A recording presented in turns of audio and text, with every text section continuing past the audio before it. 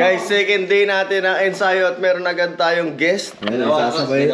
Ay, tatlo. Yan, at saka to yan, mag-ama. Mga hindi nakasabay. Ay, tatlo pala! Tatlo! Ayan. Ito nakaka-inspire sa lahat. Isipin mo, sasabayan ka ng MVP ng violin. Ano ang sabi mo sa championship na nangyari sa inyo sa violin? Okay na, maraming salamat. Okay.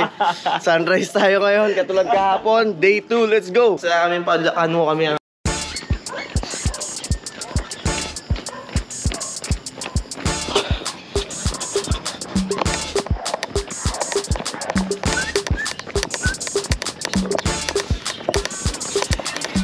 This a ticket talking Mazda for the biggest. That's a comma and a comma and a comma. Gotta get it. And this a ticket talking Mazda for the biggest. That's a comma and a comma and a comma. Gotta get it. Comma and a comma and a comma. Gotta get it.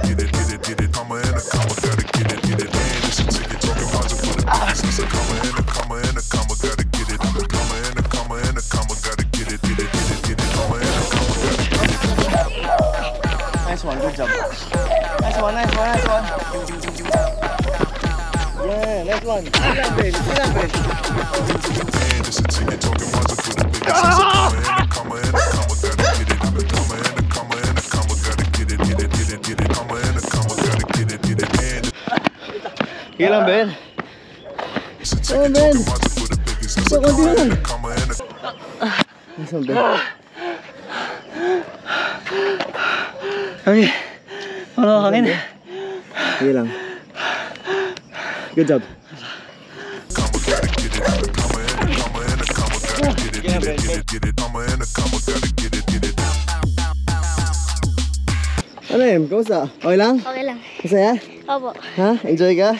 Opo. O, game tayo. Enjoy tayo, ha? Hindi mo kukulaan, pare!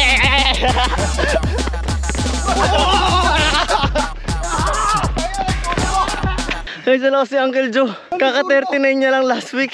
Pero kung tumakbo ka naman 17. Pabata, ah! Sabi nga, di ba, 40? 40 life at starts.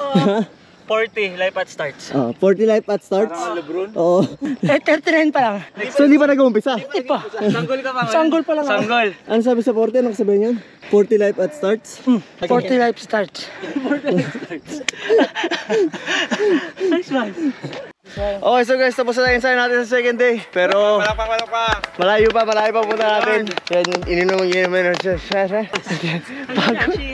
Second day tayo, guys. Second day, kahapon first. Let's go! See you later. At 9 p.m.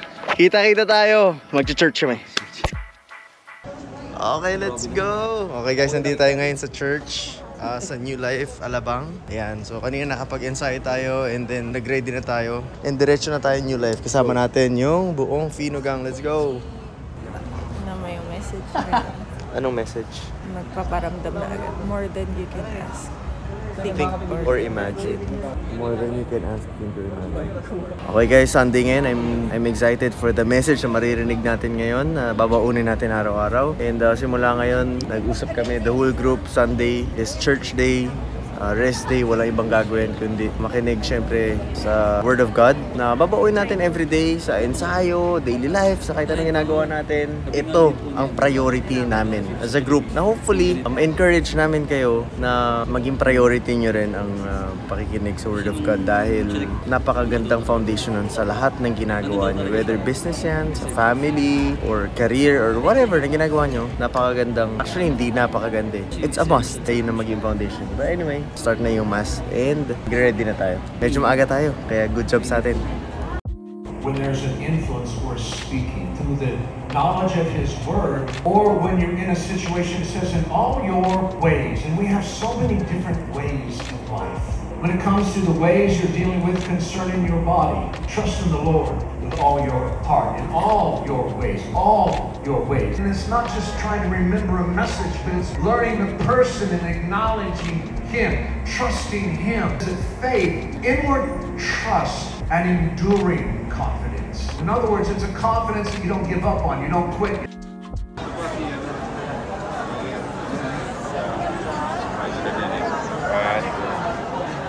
Thank you po. Thank you. Coach, thank you. God bless you. Iba yung pakiramdam pagtapos ng church every Sunday. You feel recharged, fueled, And wala nang mas sasarap pa sa feeling na, alam mo yun, nakapagbigay ka ng praise and worship kay Lord. Yun na magiging lagi natin gagawin every Sunday. So, consistent tayo sa ensayo, consistent na tayo dito sa mga ganitong bagay.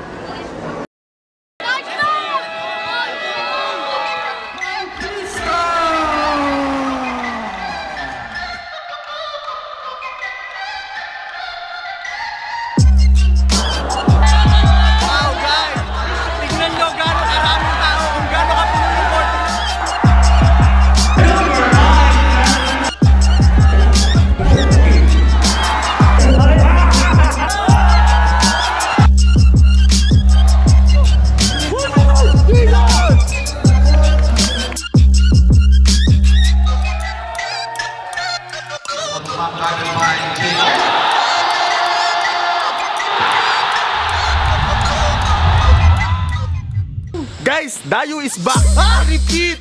Dayu is back!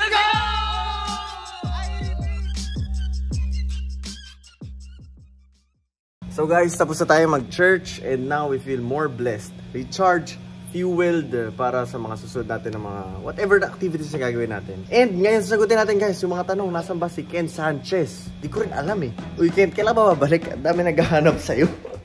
Den. Ha, si Ken? Si Kent? Oh. Nasa ano pa? Kanila. Uy, si Kent, nasan? Ken? Gab, si Kent, nasan? Hindi ko alam po, siya may miss ko na talaga sobre. Dang, nasan si Kent? Hindi mo rin alam. Pare! Nasan si Kent? Wala pa, di ba? Uy, Ben! Si Kent, nasan?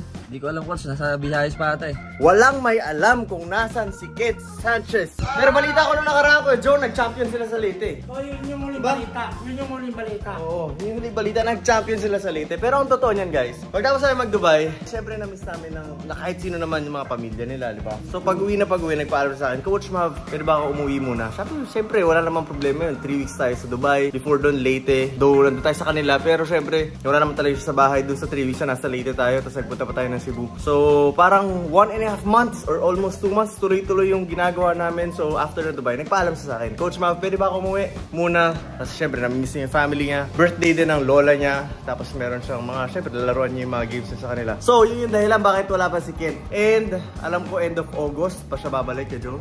Ito mo, August? End of August. Pero pagbalik noon ng end of August, kaya Joe, matitinding bakbakan ng dayo ito. Isa si Ken sa hinahanap dun sa mga dayo natin nakaraan. Dapat nandiyan si Ken, kung mas kompleto nandiyan si Ken. Which is totoo naman. And, ano masabi mo, Ken? Ken, sabi mo ako, Joe. I miss you, Ken. Bumalik ka na. Huwag mo na hintayin yung end of August. Baka mag-end. End of August. Napapalaban si Uncle Joe pag wala ka eh.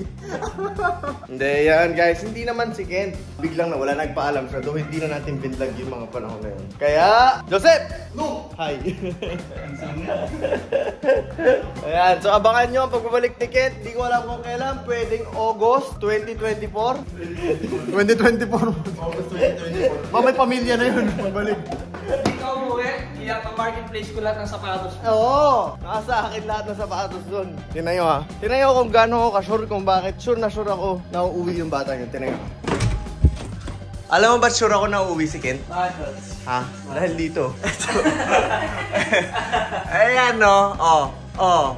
Oh, di ba? Nasa akin yung mga mga collection niya. Diyan ko muna nilagay kasi maabot ni Pino eh, di ba? So kapag meron kang Kobe, oy, original to ah. Baka isipin nila peke eh. Grabe yung collection niya eh, no? Hindi pa yan tapos. Paano ako sure na uuwi si Kent? Ayan, oh.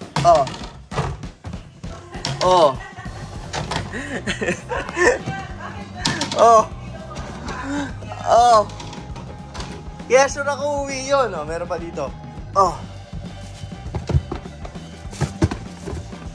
Urig lahat yan. Ba, yung sapatos yun nasa loob ng bahay, no? Tingnan mo. Dami-dami sapatos sa loob ng bahay. Tingnan mo yung sapatos ko nasa labas. Nasa labas. Pero yung kanya nasa loob ng bahay. Sabi niya pag uwi niya, taragdagan niya pa daw yan. Dala-dala na lahat ng Kobe's niya. May space pa doon, coach. Hindi pa pala tapos. Hindi pa tapos. Kobe pa lang pinakita ko eh. Yan So yan, dalawa dyan. Andun yung box niyan guys, ito. Kaya lang, yan yung box niyan. Ito nilabas ko muna kasi sabi dapat daw mas maalagaan pag wala sa box. Ito po, kay Kent lahat to. Ito naman yung mga pang-basketball niya na lagi niyang ginagamit. Meron pa sa taas yun. Ang dami. Kaya ako iniisip nyo, babalik si Ken. Ewan ko, pag di bumalik ko, akin na to. Nagkalat sa bahay. Ayan o. Oh, pag di ka mababalik, yan yung naiwan mo eh. Yan ang dapat kularan. Grabe, mahal na ito. Ken Sanchez, babalik pa ba ng Mavs?